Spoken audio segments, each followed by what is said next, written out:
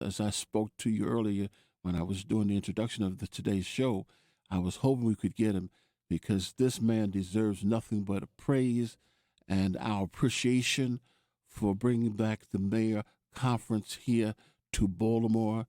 In my opinion, he is at the top of the line when it comes to folks who understand the STEM and Metaverse. He is the top of the line, and he's on board with us this morning in the midst of preparing for this conference that starts tomorrow. Let's go on our newsmaker line and pick up the one and only Dr. Tyrone Taborn, STEM City, USA. Dr. Tyrone Taborn, good morning, and thank you for pausing your schedule, man, just to come on board and talk to us about this major conference you brought back to Baltimore. Senator Young, thank you so much for having me on your show this morning. It's such a pleasure. 12,000 people Woo! will be participating over the next couple of days with the BEYA Conference. The BEYA Conference is about becoming everything you are. And I am so excited that we're back in Baltimore because this was our home. This is where we grew up. With Morgan State University and Dr. DeLoach and Earl Richardson, who really believed in our kids. You know, they believed that a squeegee kid could design airplanes. Mm. They believed that a squeegee kid could make sure that the water we drink was good. They believed that a squeegee kid could design the antidotes to the COVID virus. And they did that because we believe in our future. We believe in the opportunities of our young people. So that's what you're going to see at BEYA this weekend. So I encourage everyone listening to come down to the career fair on Friday and on Saturday at the Baltimore Convention Center and see the innovation and see the dreams. Because if our kids can't see it, they can't be it. Mm. And I feel so strongly. So we're back home. And I do want to say this, and I think this is important. You know, the governor's going to be at BEYA. The mayor's going to be at BEYA. The lieutenant governor's going to be at BEYA. All of our, top politicians are going to be at BEYA. Because you know why? Because if we can't fix the problems if we don't educate our kids. Senator Young, let me say something to you. Sure. The majority of the people in prison don't have a high school degree. So we know education is absolutely critical. So 12,000 of our kids and professionals are going to show up. And we're going to transform lives for generations. So we don't have to complain. We just have to participate. Yes. Mm. The career fair, that's, as I remember, I spent more time there just going through. They take their time to talk to you as individuals, to be encouraging, to empower these folks who come through. It's wonderful. I'm just shocked. You know, when you think about it, all of the companies that are going to be at the career fair, Apple Computer, Google, Lockheed, Northrop, government agencies, I mean, they are all there. And they're doing three things. Number one, to encourage young people to pursue educational degrees. That's one. Number two, to give out internships. I mean, these are people who are going to give kids money on the spot. Number three, to hire professionals to give you a job right on the spot. All of this is in Baltimore. So, I have to ask myself a question. do I look at myself as a victim, or do I participate in my self-development, right? Wow. So you need to get down to the Baltimore Convention Center and see what's possible. And even if you're not ready, at least you will be told how to get ready. There you go. Okay? And then it's on you. It's your self-agency. So you just got to get down there. And us coming back to Baltimore, bringing this opportunity back to our community and saying we can make a difference, I just think is amazing. And it's because of people like you who's going to be there.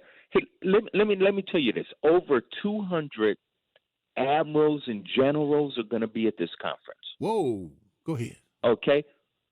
All of the Fortune 500, so many Fortune 500 senior executives from all of these major companies are going to be at the conference. We're going to bring in, people have estimated $7 to $12 million into the economy of Baltimore. Wow. Over just a couple of days, right? And this is all about education. This isn't about sports. Not that sports is a bad thing.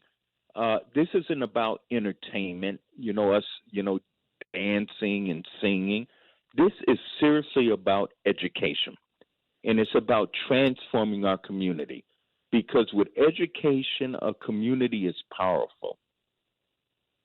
And that's what the BEYA Becoming Everything You Are is all about. And I know you have experienced that moment, and you know what this is all about. Saw it for myself last year. Fantastic. This is a very big deal, sir. What got you to find a way to fulfill going into this whole from STEM to newest technology, even to AI? What brought Tyrone Taborn to this direction? Because, sir, I got to tell you, I was born in the projects of Chicago, and I grew up in a place called the Jungle in L.A., which is another project. And I understood. It took me a while, but I understood that knowledge is what breaks the chains of slavery. And that we would always be slaves unless we were able to understand, and unless we were understand and we were educated. I mean, don't forget what slave owners really did to our people was to make sure they eradicated our history and our knowledge and everything else, because that's what keeps us in prison. And I figured that out. And I looked across the world, and I've just dedicated my life to educating and attempting to educate our people. The saddest thing that I would ever tell you, this is a true story, and you may have heard it before. My wife sent some of our nephews a graduation gift, and she sent them a book. And she put it like $100 in the middle of the book. And they never opened the book. Whoa. And they never saw the $100 that was given. So we are part of our own problem. We are part of our own problem. And that's what I attempt to do is say, open the book. And my life is dedicated, Senator Young, to encouraging our young people to open the book. But you got to make the book, exciting too. I mean, maybe the book should be a comic book. You know what I mean? I mean, so we've got to work at making our young people open the book, because once they open the book, then they will understand that they're not alone. They will understand their history, and they will understand that they're kings and queens. Whoa. Because if they keep listening to this this hip hop music, some of this stuff that's generated by industry that degrades our people, if they keep listening to the mass media where the only thing you hear about is negativity about our people, they don't, you turn on the news tonight, it's not about anything positive about black people. It's, everything you're going to hear is something negative about our community. Attacks on our politicians, attacks on our leaders, all of this selective stuff.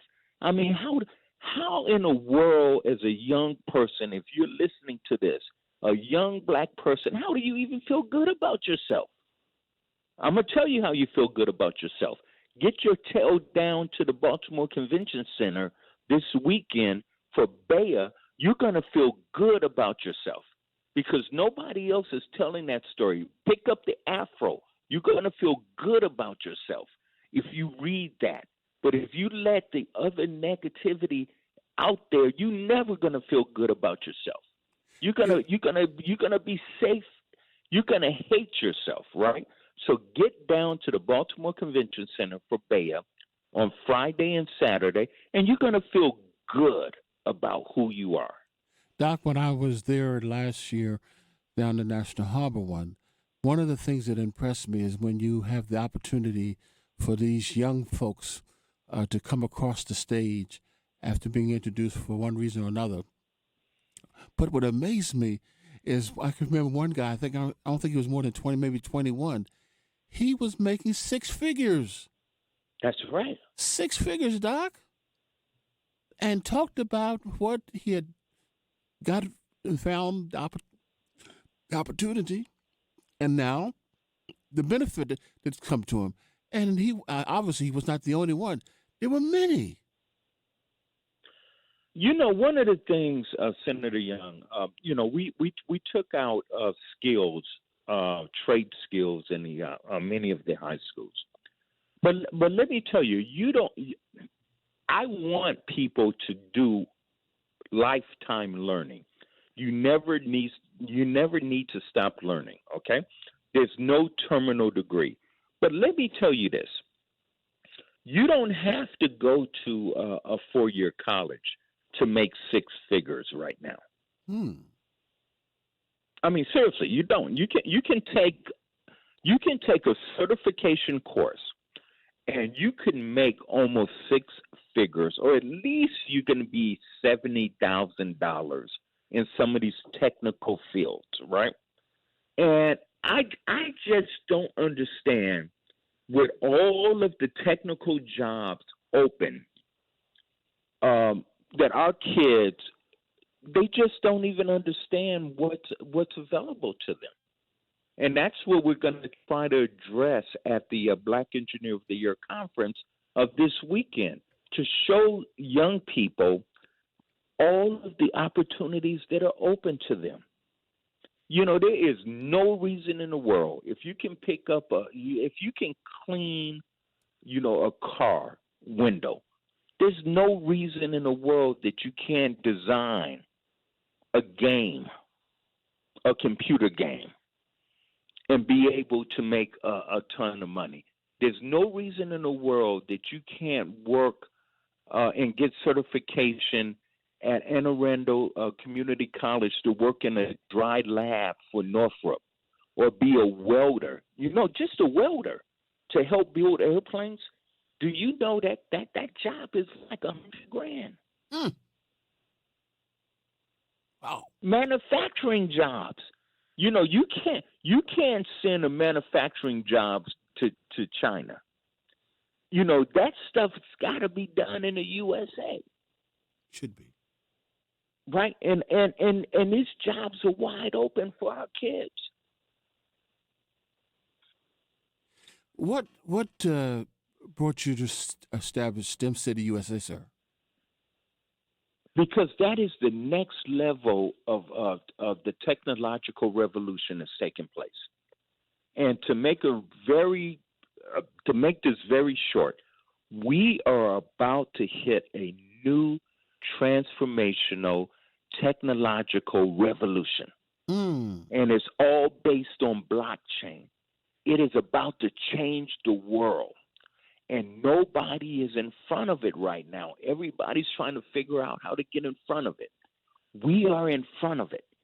I think I just sent you a link to this AI library where you can type in information, and all of a sudden the computer will generate the AI, artificial intelligence, that is, will generate a response for you. This is brand new technology. And if we can get in front of this, there will be no digital divide, right? So that is what STEM City USA. And if folks haven't been there, it's STEMcityusa.com. Take a look at the possibilities of us really building a whole new universe in the digital world, and the ability to create wealth, to create communities is there's no limit to what we can do. And imagine this, Senator Young, because of what we're doing here, we can train our kids right now in new careers that are, six figures, right? Wow. Right now we can do this. But what we have to do is convince our elected officials and other people to truly understand and look at this stuff and understand that we're at the forefront of a new revolution here. Doc, And that's why I created STEM City USA. and so we're all going to be grateful and are grateful. Doc, I got to tell you, one of the biggest problems with the STEM programs that I've noticed is that you get these 15, 20, 30 young folks together. Their retention, it just seems as if they're not willing to wait and let it evolve, to show the real impact it can mean to them. Right. I hate to use the term, Doc, but it seems to get bored too fast. Well, I think there's a couple of problems there. I think number one, a lot of I'm not criticizing. Let me start off there. Well, I am criticizing them, Doc. I'm criticizing. No. I don't want to criticize their hard work, but they're teaching old technology. Ooh. They're not teaching new technology. What I'm proposing is technology of the future, not technology of the past. And that's why the kids are bored, because we're training kids in some STEM stuff that AI is already replacing. So why are you? Think about this very seriously, okay? All right. Why would I? Let me use a very clear example. A very clear example is, why would I train a kid to be a travel agent, right? To book travel, when people can go online and book all of their own travel right now? That makes no sense, right? So a lot of these STEM programs are teaching kids in technology that is already obsolete, because the people who are doing it are not futurists. They're not looking toward the future. What I'm attempting to do, I believe I'm a futurist. I'm looking at where we should be, not where we were. I'm with you. Okay, and so that's what we're going to be doing at the Thurgood Marshall at PS 103, which is why we're opening up this whole new center with Reverend Hathaway, where we're going to be teaching kids in real time the careers of the future, and we're going to be having them work on things that can be actually sold right away. And so if you do that, you're going to get the kids' interest immediately. But yeah, Senator Young, you're absolutely right. Some of these STEM programs are obsolete programs. They're not futuristic programs. Wow. Last question I want to ask you, good man. You have a book out, and talk about I do. Let's talk about that. Metaquake USA. It talks about how AI, the metaverse, and all of these things are going to change the future, and how we can engage right away in looking at that. Again, it's all about futuristic thinking. It's about where we need to be in the future, not where we are in the past. Mm. And I go through and I interview people such as Dr. Mark Dean. Dr. Mark Dean is considered the pioneer of the IBM PC. Mm. A black man. Listen to this: a black man. That's right. Who made the PC possible, that changed the whole world. People don't know that. And they're shocked. They're saying, you must be joking. A black man didn't do that.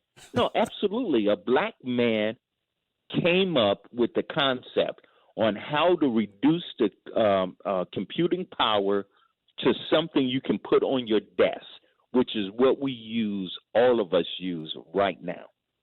There's our gold nugget for the day right there. Dr. Mark Dean. Dr. Mark Dean. Google him. One last time, would you please, again, the career day is Thursday and Friday, sir? Friday and Saturday at the Baltimore Convention Center. Come on down. We encourage everybody to come and see your future. I like that. Come and see BEYA becoming everything you are. If Senator Young, I don't care how old you are or how young you are, but if you want to have a difference in your life, come on down to the Baltimore Convention Center. It's free. Whew. I was saving that for last. You saved it. You stated it. I want to thank you. First of all, I can only imagine how busy you are, and for you to take the time you just did to be with us this morning is very special to us. We honor you. We thank you. And, of course, I intend to spend as much time as I can over the next 2.5 days there at it, because I want to be able to say on Monday morning when I come back to do my show how great it was, because I know it's going to be. Dr. Tyrone Taborn, appreciate you, good man. Thank you so very much. Futurist, yes, you are. Thank you much, sir. Thank you. Peace.